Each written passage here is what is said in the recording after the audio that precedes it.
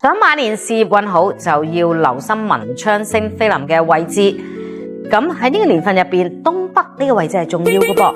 文昌星飛臨，文昌本身係屬木嘅，綠色嘅嘢就最啱佢啦。尤其是水種嘅植物，我哋習慣咧會放一啲嘅富貴竹，因為富貴竹有步步高升嘅意思。最好咧就係水種嘅4支富貴竹放喺東北方，代表住步步高升同埋思路清晰。除咗放富貴竹之外咧，其實如果你可以將個電腦搬到面對住東北方打電腦嘅話咧，亦係一個唔錯嘅選擇嚟㗎。咁喺公司入邊，除咗要步步高升之外，當然人際關係都要好啦。